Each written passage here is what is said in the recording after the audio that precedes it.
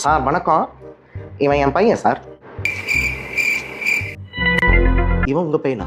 ஒரு 10 நாளா தனக்கு தானே பேசினு இருக்கிறான், எங்கேயோ செவுத்த பார்த்து சிரிச்சுன்னு இருக்கிறான். என்ன பண்றதுனே தெரியல சார். அத பாருங்க, அதே மாதிரி தான் பண்ணுகிறான். 19 வயசு ஆகுது சார். 2வது வருஷம் ஹாஸ்டல் போனான். இப்பதான் ஹாஸ்டல்ல போயிருக்கான். 10 நாள் தான் பிரச்சனை இருக்கு அப்படின்னா கெட்ட பழக்கங்கள் ஏதாவது இருக்கா? +2 படிக்க சொல்ல வரைக்கும் நல்லா தான் சார் இருந்தான். சிகரெட் பிடிக்கிறதோ தண்ணி அடிக்கிறதோ அதெல்லாம் பெருசாக எதுவும் பண்ண மாட்டான்.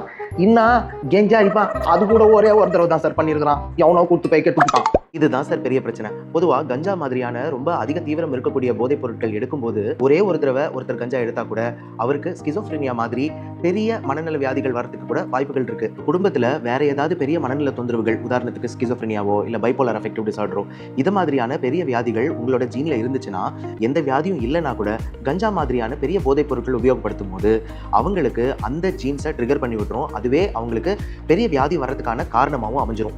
முதல்ல உங்க பையனை கஞ்சா அடிக்கிறத நிறுத்திட்டு அதுக்காக ட்ரீட்மெண்ட் எடுக்கணும். இந்த மனநிலைமையிலேருந்து அவன் வெளியே வரதுக்கு சரியான ட்ரீட்மெண்ட் கொடுக்கணும். இது ரெண்டும் நடந்து அவனுக்கு கொஞ்சம் கொஞ்சமா அந்த பாதிப்பு வெளியே வரும்போது தான் அவன் நல்லா ஆகிறதுக்கான வாய்ப்பு இருக்கு. அதுக்கான வேலையை பார்க்கலாம். ரொம்ப தேங்க்ஸ் சார். எனக்கு இப்பதான் கொஞ்சம் தைரியமாகுது. சொல்றதே கேட்காம கண்டவங்க சேர்ந்து பேப்பர்லாம் பண்ணுவியா? ஏப்பா அடிக்காதப்பா. இனிமே அடி மாட்டேன். Sorry sir. நான் டாக்டர் அர்த்தநாரி மாணிக்கவாசகம், உங்கள் மனநல மருத்துவர். Know what you are getting yourself into and be responsible. All the best.